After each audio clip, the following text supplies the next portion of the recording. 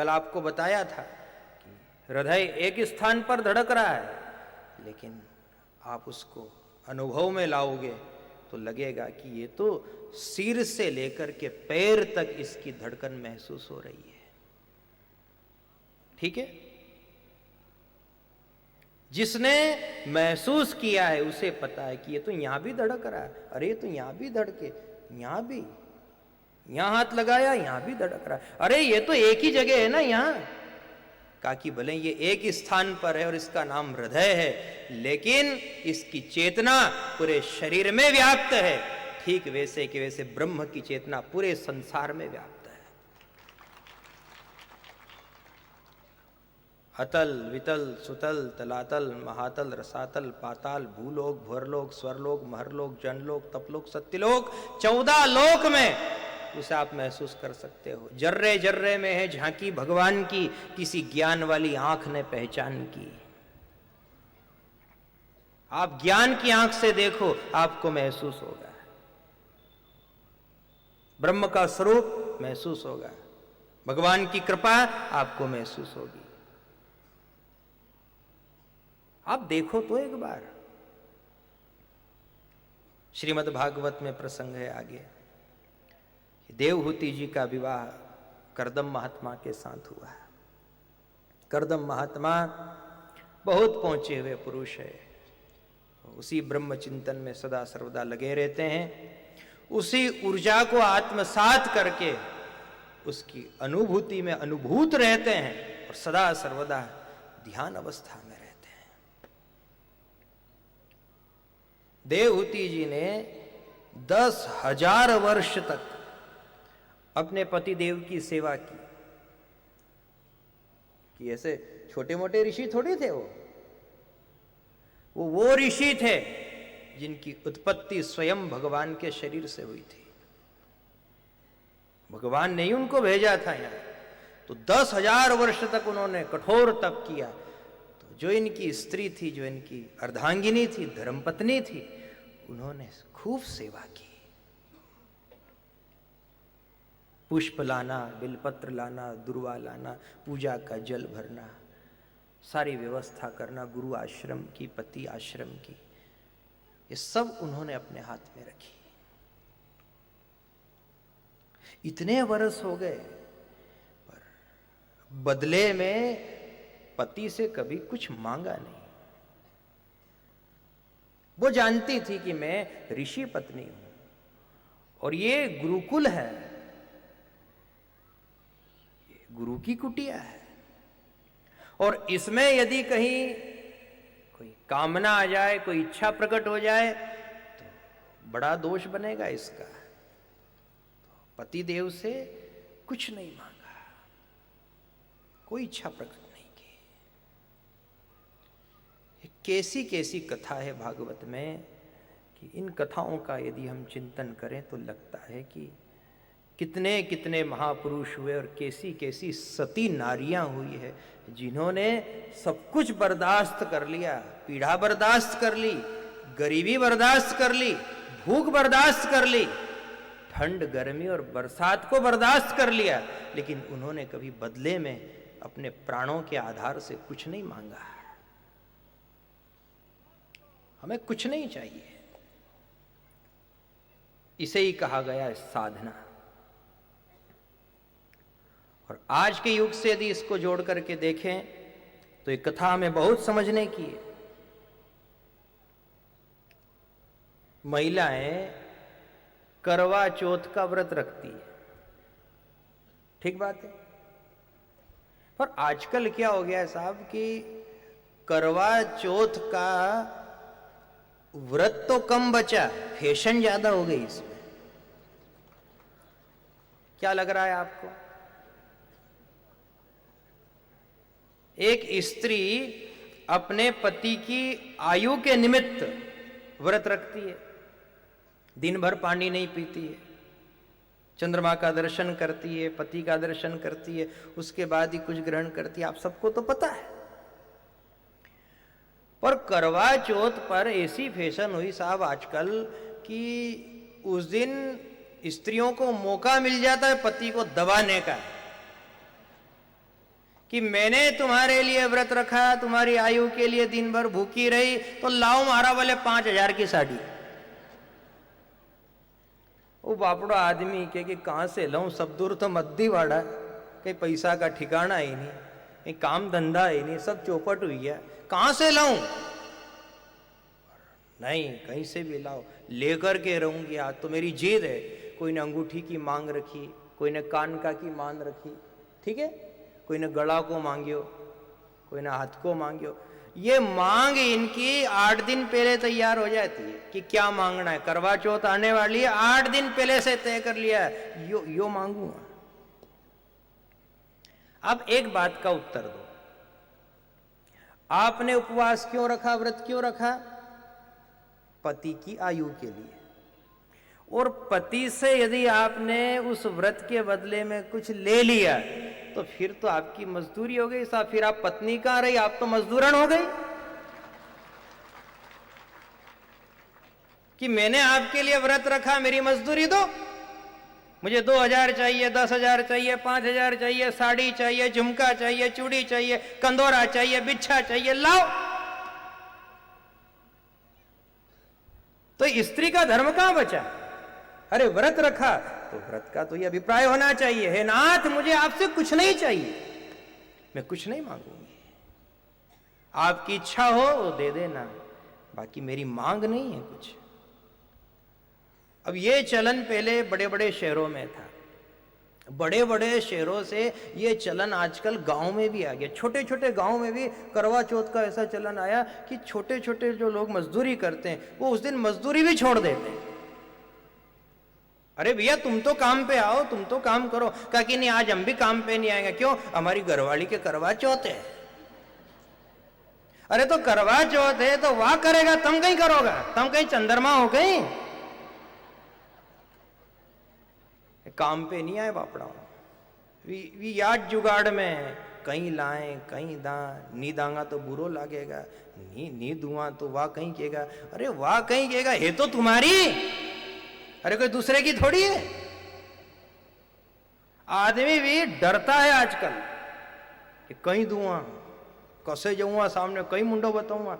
इससे क्या हो रहा है साहब? ये हंसने की बात नहीं है, इससे गरीब लोगों का मरण ज्यादा हो रहा है। ये देखा देखिए, आपसे कहा ना कि व्रत तो बहुत कम रह गया, ये फैशन ज्यादा बन गई। अब जो बेचारा सोयाबीन काटता है, गेहूं काटता है, नींदे खोदने जाता है, जो बेचारा 150-200 रुपए रोज कमाए, वो कहां से ला करके दे? और स्त्रियां एक दूसरे की देखा देखी में एक दूसरे से बात करती है। और फिर इस मजदूर की घरवाली ने भी कहा उससे कि आप भी मेरे लिए कुछ ला करके दो। उस समय बेचारा वो संकुचित हो जाता है। स्त्री कह रही है आप मेरे लिए कुछ लाओ। देखो पड़ोस की स्त्री ने तो मुझे बताया कि मेरे पति तो मेरे लिए ऐसे कपड़े लाने वाले हैं, ऐसी रकम लाने वाले हैं, आप क्या लाओगे मेरे लिए? उस समय आदमी अपने आप में शर्म महसूस करता है, मैं क्या दूं। फिर ऐसे में कर्जा लेने की व्यवस्था, कर्जा लेता है, कहीं से जुगाड़ लगाता है, कहीं किसी के हाथ जोड़ता है, कोई मित्र से मांगता है, परिवार से मांगता है, अपने सेठ से मांगता है, उधार मांगता है, ब्याजना मांगता है, और जैसे तैसे पूर्ति करता है। यदि ऐसी पूर्ति अपने घर के ही लोग अपन से कराए तो फिर ये पति और पत्नी का संबंध और ये धर्म बचा ही कहां? इस परंपरा को जितनी जल्दी हो सके आप बंद करो। क्या उपहार, क्या भेंट इसकी? कुछ नहीं। व्रत रखना है, चंद्रमा का दर्शन करना है, पति यदि कुछ दे भी तो मना कर दो। अब यदि कोई कहेगी साहब ये तो धन्ना सेठ है, नगर सेठ, इनको कोई कमी नहीं, ये चाहे तो 5 तोला सोना दे दे, लेकिन ध्यान रहे सभी माताओं से और बहनों से निवेदन है कि करवा चौथ के दिन यदि व्रत के माध्यम से यदि आपने कुछ लिया तो वो आपके लिए दोष बनेगा। उस दिन कुछ भी मत लेना, आगे पीछे कभी भी ले लेना, उस दिन कुछ मत लेना। क्यों नहीं लेना? क्योंकि वो मजदूरी हो जाएगी। और आप पति के लिए पत्नी हो, मजदूरन थोड़ी हो। मना कर देना, मुझे नहीं चाहिए, मैं आज तो लूंगी ही नहीं, मैंने अलीराजपुर में कथा सुनी है तो मैंने गठान बांध ली, करवा चौथ के दिन लूंगी तो केवल भगवान का नाम लूंगी, आपसे कुछ नहीं लूंगी।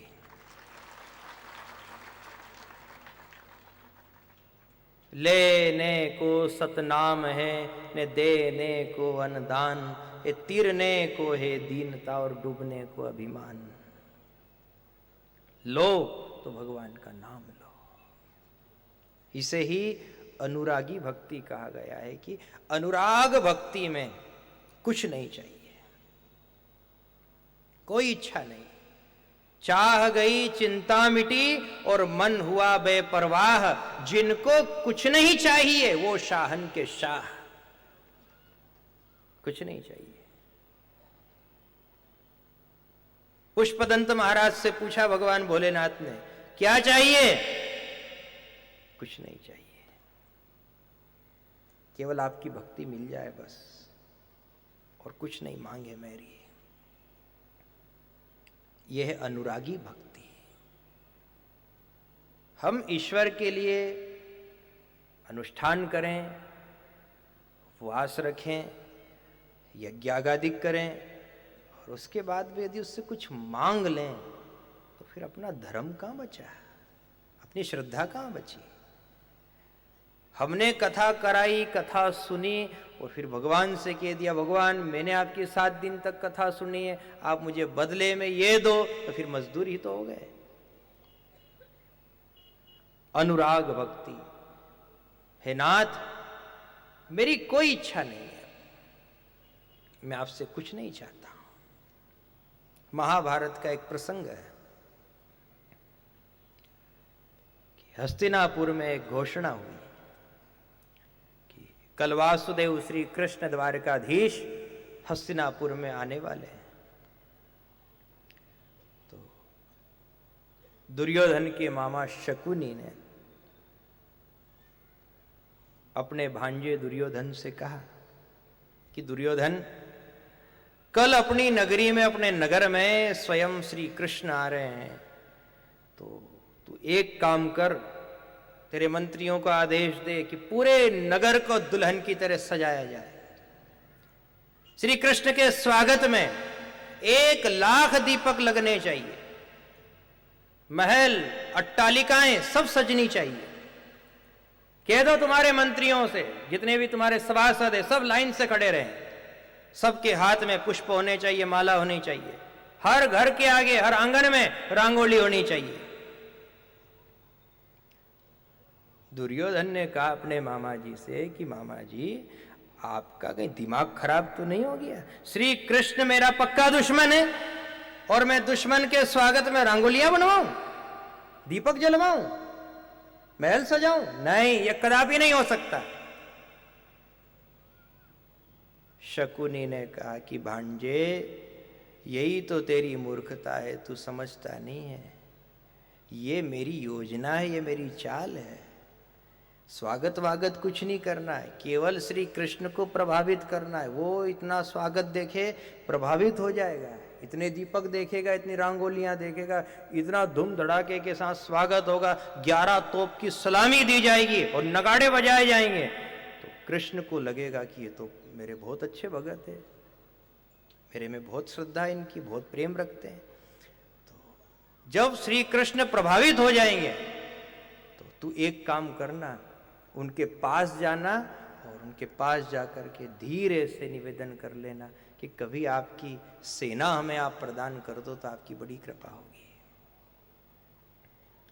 दुर्योधन को ये बात जज गई कि हाँ बात तो सही है, यूं यदि सेना मांगेंगे तो सेना नहीं देगा। एक काम करो, स्वागत ही इतना करो गदगद हो जाए और जो मांगे वो दे दे। तो सजाया नगर, खूब दीपक लगाए, तोप की सलामी दी गई, जिधर देखो उधर फूल माल बंधनवार, बड़े बड़े स्वागत द्वार सजाए गए। भगवान श्री कृष्ण तो अंतर्यामी, हो तो मन ही मन समझ गए कि ये सब मेरी चतुरंगिनी सेना लेने के लिए सजाया गया है। तो सब समझ गए ये जो मेरा स्वागत है ये भाव से स्वागत थोड़ी है, ये तो कुछ लेना है, कुछ चाहिए इनको। अपने घर में मेहमान आए, अपन मेहमान का खूब स्वागत करें, खूब खूब स्वागत किया, बहुत अच्छी गादी लगाई, मखमल का पोस बिछाया उसके ऊपर, और लड्डू और बाफले की रसोई जिमाई, उनको बिल्कुल तरमाल डबोकमा बाटी। अब मेहमानों ने भोजन कर लिया और आप धीरे से उनके पास जाकर के उनके कान में कह दो कि साहब साल भर का लिए 50,000 रुपया की जरूरत है, कभी दे दो तो घनी अच्छी बात है। वो मेहमान भी चक्कर में पड़ गए कि ये लड्डू तूने मुझे नाक तरफ से निकाल दिए, ये स्वागत किस काम का, तूने इतना कुछ किया। और धीरे से कहा कि कभी 50,000 की व्यवस्था हो जाए। इसीलिए हमारे धर्मशास्त्र ने कहा है कि आप अनुरागी भक्ति का सेवन करो, मत मांगो उससे, वो दे तो भी मत लो। नाथ यदि तू ये दे और मैं ले लूं तो तेरी माला छूट जाएगी, तेरा नाम छूट जाएगा, तेरा ध्यान छूट जाएगा, मुझे नहीं चाहिए। यदि मैं ले लूंगा तो मेरी मजदूरी हो जाएगी, ये दीपक मैंने लगाए, ये अगरबत्तियां मैंने लगाई, ये फूलों से मैंने तेरा सिंहासन सजाया, तो ये सेवा फिर सेवा थोड़ी कही जाएगी, ये तो वही हो जाएगा शकुनी और दुर्योधन वाला हाल। हमने ठाकुर जी का सिंहासन सजाया, तुलसी को सींचा, सूर्य नारायण भगवान को अर्घ दिया, गोमाता की सेवा की, तो ये सब हमने निस्वार्थ भाव से किए कि हमें इसके बदले में सिर्फ भक्ति चाहिए बस, और कुछ नहीं चाहिए। क्योंकि भक्ति रहेगी तो सब मिल जाएगा, और भक्ति नहीं रहेगी तो पा भी लिया वो भी नष्ट हो जाएगा। भक्ति अपने आप में एक संग्रह करने की क्षमता है इसमें, कि भक्ति है वहां सद्बुद्धि है, और जहां सद्बुद्धि है, आपने रामचरितमानस में पढ़ा है कि जहां सुमति तहां संपत्ति नाना। सुमति होगी तो संपत्ति तो अपने आप आ जाएगी। अब भक्ति नहीं है तो सुमति नहीं है, और सुमति नहीं है और आदमी संपत्ति के पीछे भाग रहा है, तो संपत्ति एक दिन नष्ट हो गई, कुछ नहीं बचा। या तो खुद के हाथ से नष्ट हो गई, या फिर घर में ऐसी औलाद पैदा हुई कि उस औलाद ने नष्ट कर दिया।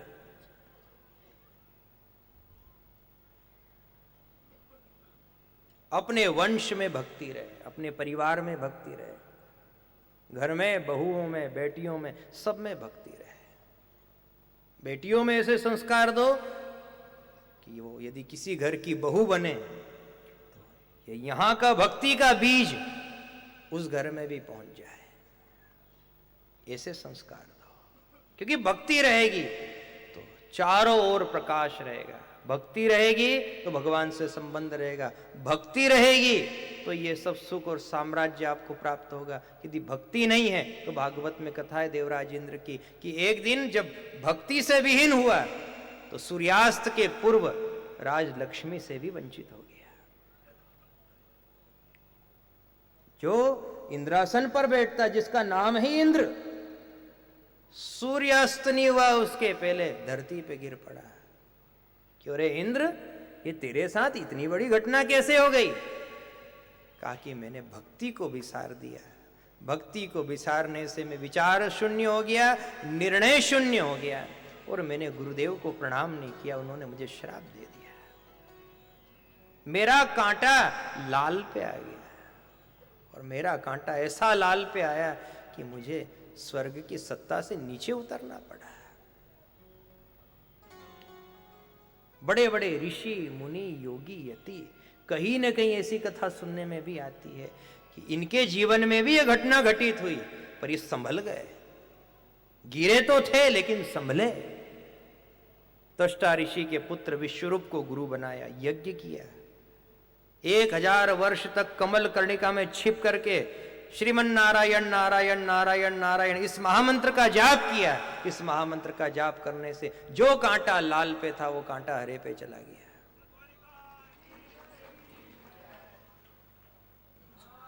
भगवान का नाम जपते रहो बस साहब, ये भक्ति ही सार है। श्रीमद् भागवत का हो सके तो एक श्लोक रोज अपने घर में बोलो। जहां एक श्लोक भी भागवत का जिस घर में बोला जाता है उस घर में कभी भी अशांति प्रवेश नहीं करती है, दरिद्रता प्रवेश नहीं करती है। एक श्लोक।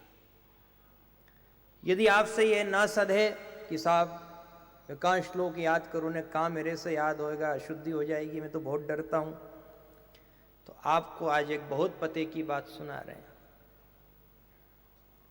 शहर के भी लोग बैठे हैं, गांव के लोग भी बैठे हैं, और सबके काम की बात है। जरूरी है अपने घर में भागवत का एक श्लोक रोज उच्चारण बहुत जरूरी है। ये सुखदेव स्वामी का वचन, और इसके क्या क्या लाभ है ये भी आपको बता दिए। पर अब समस्या ये है कि अब श्लोक याद कैसे करें, याद नहीं होते। कोई कहे कि साहब चतुश्लोकी भागवत, अहमेवा समय वाग्रे नान्य दसत दसत परम पश्चाद हम यदे तच्च यो वशीष्येत सोस्महम ऋतेर्थम यत प्रतीयत न प्रतीति चात्मनि तद विद्यादात्मनो मायाम यथा भासो यथा तमः यथा महांति भूतानि भूतेषु च वचेषुनु प्रविष्ठान्य प्रविष्ठानि तथा तेषु तेष्वहम एतावदेव जिज्ञासम तत्व जिज्ञासुनात्मन अन्न व्यतिरेकाभ्याम यतस्यात् सर्वत्र सर्वदा। अरे कोई कह रहा साहब ये इतना बड़ा हमसे याद नहीं हुआ है, अब हमारा उद्धार कैसे हो, हमारा घर अशांति से कैसे बचे, हमारा घर दरिद्रता से कैसे बचे। तो भागवत के श्लोक से एक नाम निकला, और वो नाम निकला था गोविंद। गोविंद नाम यदि आपने ले लिया तो गोविंद नाम चतुश्लोकी भागवत के समान प्रभावशाली है।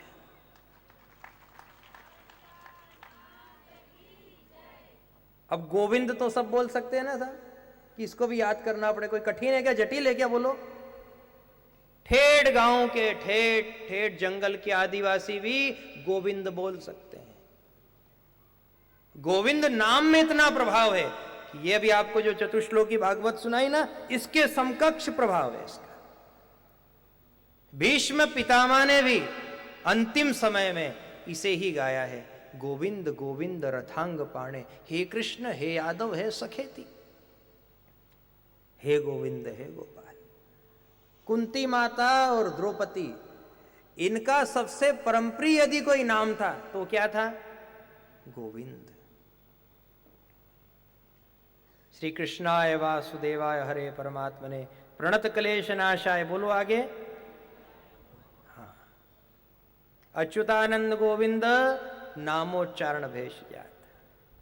भगवान श्री कृष्ण के जितने बड़े बड़े भी मंत्र हैं, सिद्ध मंत्र हैं, उनमें कहीं ना कहीं गोविंद का नाम आया है। इससे लग रहा है कि गोविंद नाम बहुत बड़ा है। गोविंद को जपो, गोविंद को भजो, मत मतांतर में मत पड़ना, आडंबर में मत उलझ जाना, पाखंड कहीं आपको घेर न ले, कोई आपको भक्ति के मार्ग पर उलझा न दे। गोविंद गोविंद रथांग पाणे, हे कृष्ण हे यादव हे सखेती। गोविंद गोविंद रथांग पाणे, हे कृष्ण हे यादव हे सखेती। श्री कृष्ण गोविंद हरे मुरारे, हे नाथ नारायण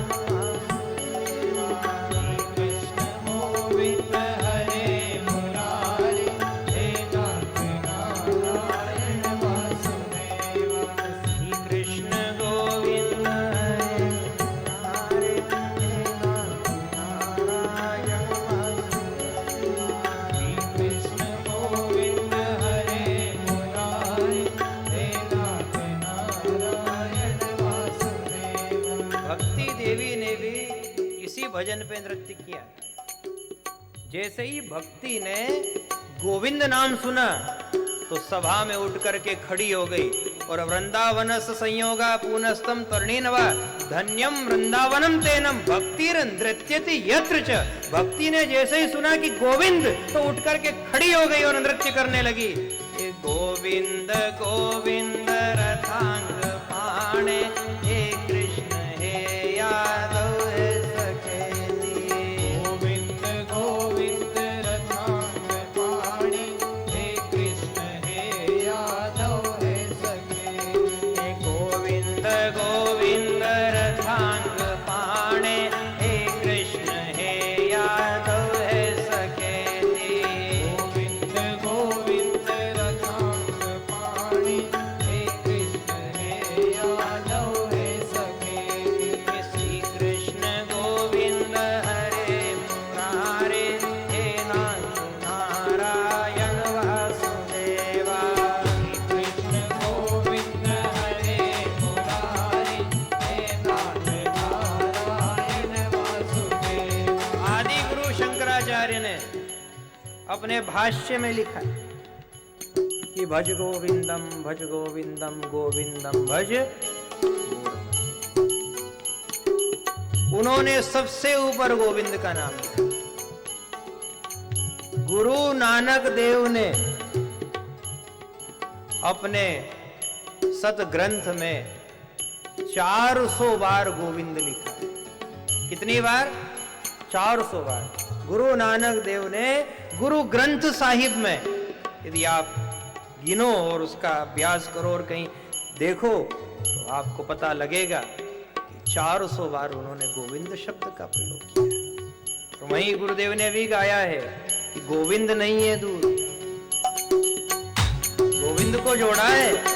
भागवत कथा में गोविंद को जोड़ करके कथा में गोविंद को गुरुदेव ने बुलाया है।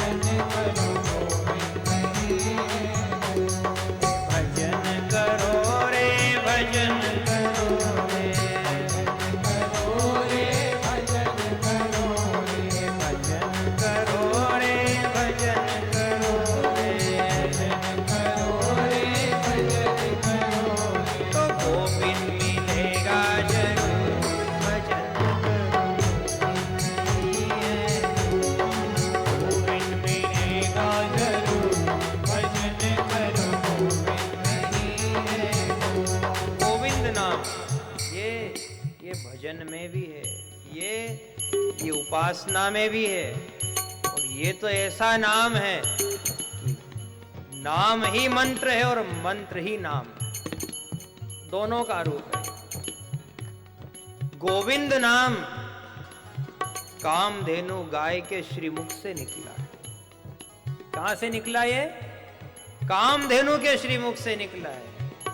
गो का अर्थ होता है बंधन और विंद का अर्थ होता है बंधन से छुड़ाने वाला। तो गो माता ने गोविंद से प्रार्थना की कि हे गोविंद, तू बंधन से छुड़ाने वाला है, तो हम सबके बंधन छुड़ा देना।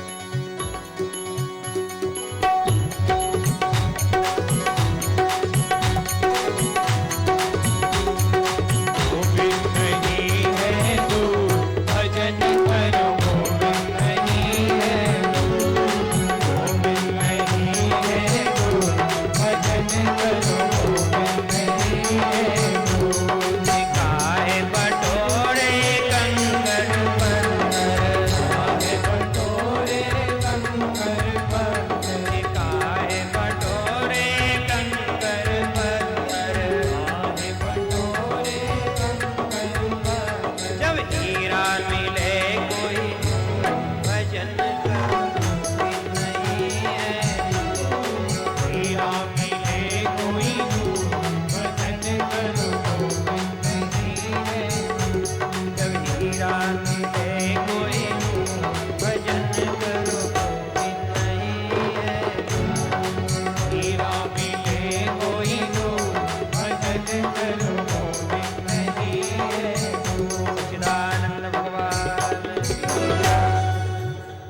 ये संकल्प लो आज से कि हम कामधेनु के श्रीमुख से निकला हुआ, कुंती माता, द्रौपदी, युधिष्ठिर के मुख से निकला हुआ, बड़े बड़े ऋषियों के मुख से निकला हुआ, गुरुजनों के मुख से निकला हुआ, गंगा पुत्र भीष्म के मुख से निकला हुआ गोविंद नाम जपेंगे। इस गोविंद को हम कभी भी बिसारेंगे नहीं।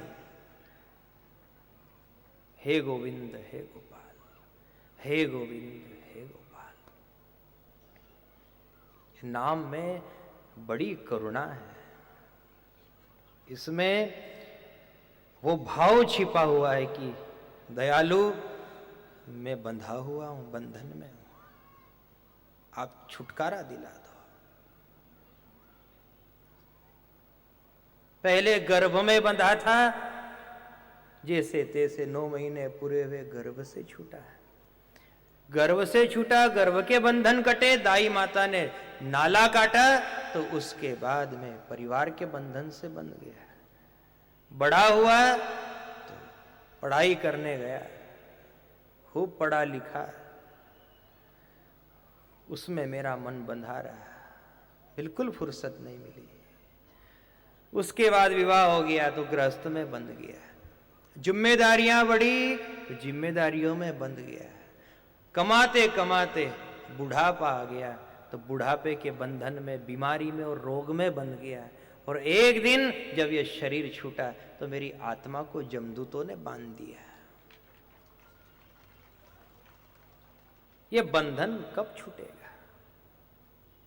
जीवात्मा की स्थिति तो देखो आप, सदा सदा के लिए बंधा है।